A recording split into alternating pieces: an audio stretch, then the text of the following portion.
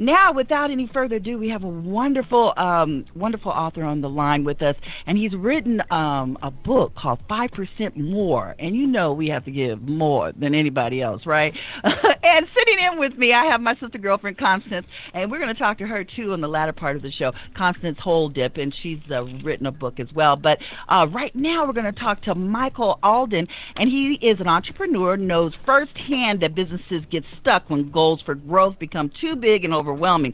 Founder of a multi-million-dollar marketing company, which has been ranked by Inc. magazine as one of the fastest-growing private firms in America. He has seen the benefits of incremental growth. In his new book, 5% More, he shows that long-lasting success is based on small, easy changes that anyone can do. Hi, Michael. How you? Hi, Kim. Thanks for that introduction. That was amazing. Oh, thanks, Michael. Listen, we just appreciate you joining us, but 5% More, just kind of give us an intro. What is the book kind of all about? Well, I'm a pretty simple guy. I grew up in surrounded by crime, drugs, and violence in the projects out here in the East Coast. And I always wanted more out of life. So my first book was titled Ask More, Get More. And then as that book progressed, we started looking at other things. And I started looking back in my life and looking at kind of how I grew, how I went from, nothing to, sitting at the helm of, like you mentioned before, of a company that literally generates hundreds of millions of dollars. And when you look at my life and you look at not only my life and my business, but other businesses, the true long-term sustainable growth are the ones that that grow slowly over time. You see a lot of people, Kim, they want to just hit them with a high and they want to go straight at it. They want to go all in too much. And when that happens, when they go all in like that, they they screw the whole thing up. So I say to people, let's take micro steps. Let's do the 5% moments, and then we can slowly grow on them over time. Okay, because but we do have to give that extra something. Sometimes people say, well, I'm going to just do this, and they put benchmarks on themselves. But in this world, this universe, isn't creativity and innovation the key? Well, creativity is probably one of the most, I say imagination is probably one of the most powerful things that we have as human beings. And so when you look at that, when you look at, the 5% mentality from an imagination standpoint, I say to people, look, if you have an imagination and you're working towards a goal or you're thinking about something, the truly successful ones, and kind of like what you said, they just give that little extra, that little bump, they spend a little bit more time in the office. They spend a little bit more time writing down their thoughts. They spend a little bit more time thinking about whatever they're trying to do and be creative. So you can apply this 5% more mentality to a creative type person as well and still grow. And what I find, because I'm also an entrepreneur, but not at your level, but I'm taking those little micro steps. But I find that within the let's say the boundaries of this so-called professional world of business, do you find that it's almost hindering, and that if you want to even have 5% more to be competitive, you give that 5% more out of yourself and how you handle your business. What is the game changer here? What really makes you? Because I know that and your publicist told me, he's a very wealthy man.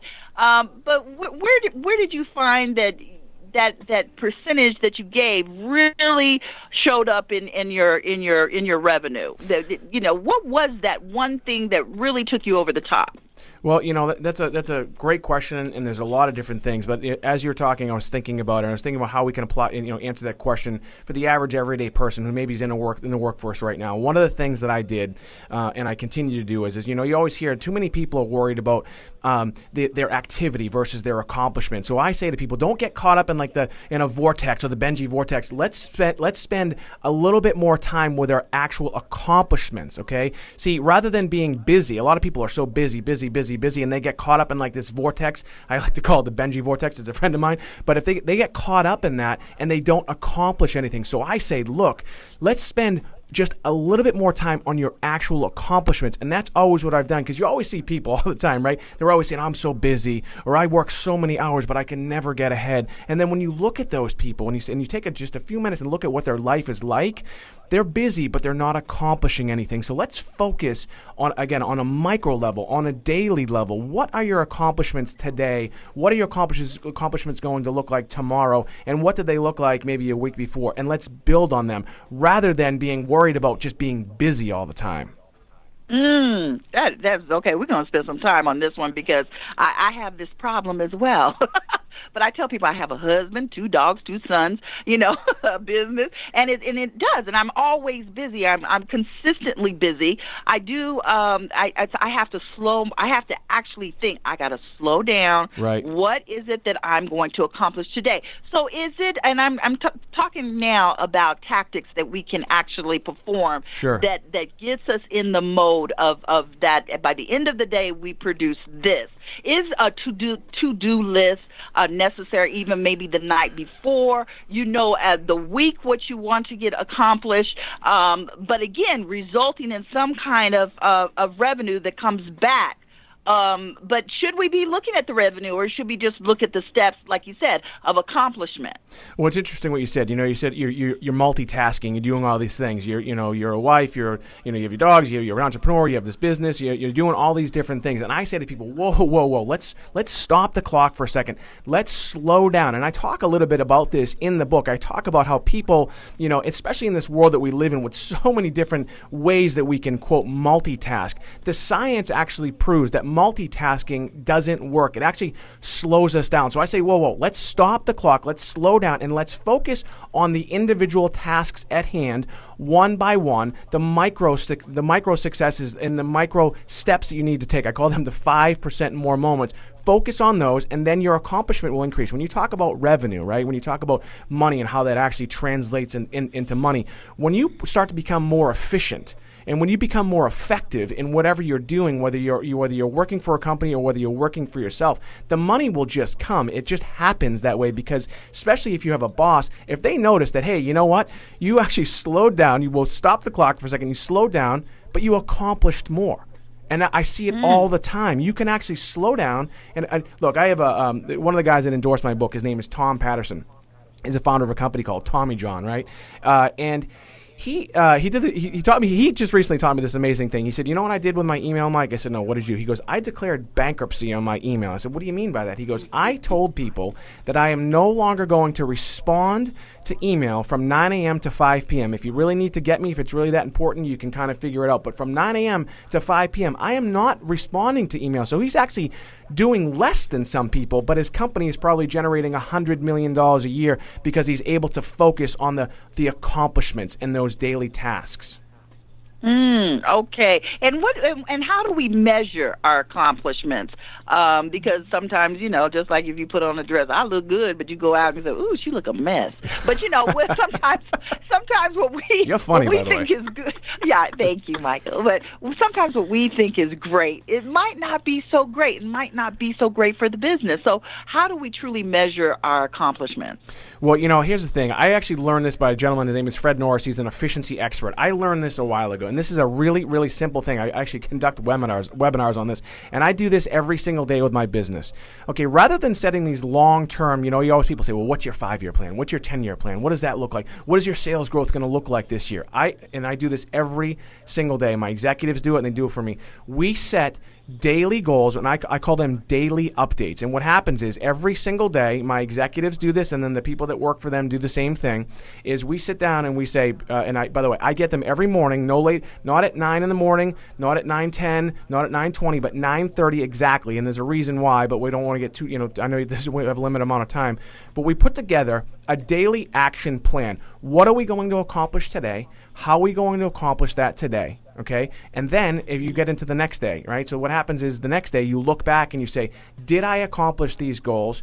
Or didn't I accomplish these goals? Why didn't I accomplish these goals? And how am I going to accomplish them today? And we do that on a daily basis. I call them daily updates. Now, here's the best part about it. You can do this for yourself and become accountable to yourself. And really what happens, again, Kim, is that these micro steps that we take, you're able to see your micro successes, but you're also able to see your micro setbacks or temporary defeats. I don't like using the word failures. And you can look at it on that small scale, so then over time you can also compound on the successes and you can see where you're going, versus this abstract thought of like, hey, what are my sales numbers going to look like at the end of the month or at the end of the year? That's too far out. Our brains don't work that way. The science proves it. Let's let's look at the small things and let's compound on them over time. So I call them daily updates. Real simple. You talked about doing the lists. A list this is essentially a list, but the difference between this and a list is that we give ourselves a little bit of dialogue on how we plan on accomplishing the goal or the task at hand, and then the next day why we did or why we didn't accomplish the task at hand. So that way there we can, again, just do essentially a self-evaluation. Okay. And I know we're running out of time because I have another guest. But, Michael, I have to ask this because you say 5% more. Mm-hmm. Now, I'm a woman. I'm a black woman. And we even see Hillary Clinton. She's a woman. She's running for president of the United States. Is the 5% more general standard for everyone, or is it different? Because I feel as though I publish a magazine, Black Image Magazine, and so it's targeting African Americans, progression with African Americans here in Las Vegas. Now everybody, in the mass mainstream system, when you're looking for advertising or anything like that, they don't always understand why diversity is so important. So I find that I'm giving more than 5%. So I'm just saying, is the 5% a standard within your book, or have you? Because you said you grew up in. Did you come out of the ghetto? Where'd you come from? I did. I grew up in the projects, surrounded by crime, drugs, violence. My mother's HIV positive. My stepfather died of AIDS. One of my brothers recently passed away of an overdose. A kid I grew up with was in jail for life for murder. I remember what it was like, to wake up in the morning and not have anything to eat. I remember what it was like to stand in the separate line in middle school, elementary school, and high school because my lunch was subsidized by the state. I remember what it was like when the Salvation Army would essentially subsidize our entire Christmas or our Thanksgiving. So yeah, I grew up in a very difficult situation. And to answer your question, I know where you're going with the question is that okay? Yeah. So look, here's how we look at it. You see all these programs out there that say you have to be 9 times better than everybody else. You have to be 10 times better than everybody else. You have to work at it 10 times better than everybody else. Again, we're 9 times. But here's the thing. Whatever level you're at, Kim, so you're a publisher of a magazine, and it's a successful magazine, but you want to make it even more successful. So whatever level you're climbing at, when you look at success, it doesn't matter whether you're a stay-at-home mom, whether you're a high school student, whether you're a middle manager, whether you're the CEO of a multinational corporation, whatever level you're at, if you want to become more successful, and again, this is the science proves it, the data proves this. The successful people, the ones that go from good to great, work just a little bit harder than their peers. I'll give you one quick example. I'm an attorney by trade. I graduated college with a 3.0 GPA, and I was like, good for me, right? But then I took the LSATs, and I scored in the low 30 percentile, and I scored in the low 30 percentile twice.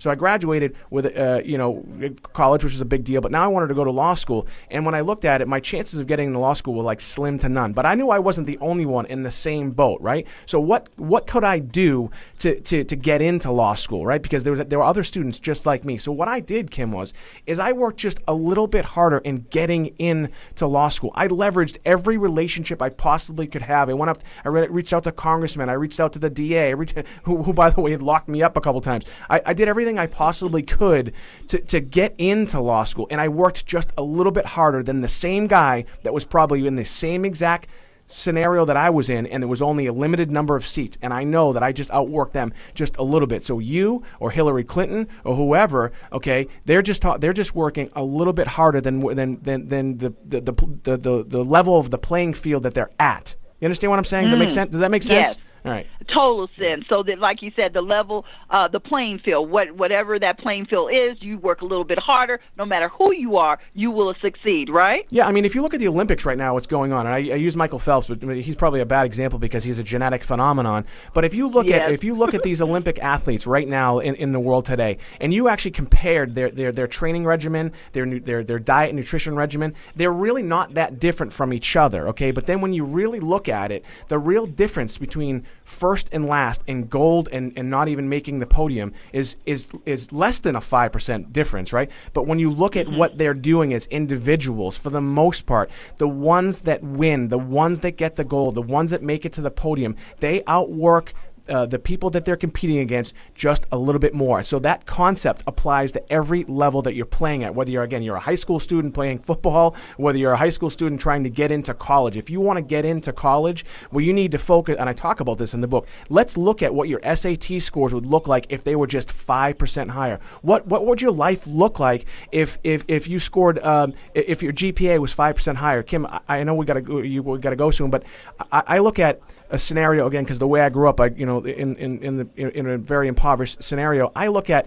what kids' lives would look like if their parents just read to them a little bit more. And there's science to show that there's a huge difference in the long-term success of a child if you just read to them a little bit more. And some people say, well, what if the mother, what if English is their second language? What do they do then? Well, then, okay, well, let's say the parents can't read. And then it comes down to how many words are actually spoken in the household. There's a study called the Hart-Ridley study, and it was done in the early 90s. And they look at the amount of words that are spoken in a household. So it's so simple. If you just talked a little bit more in your household, the odds of your child becoming more successful and ability to thrive just by that little tiny bit of effort makes a huge impact on their life. And that's why I'm so excited about 5% more, because I know it applies to virtually every aspect of any person's life.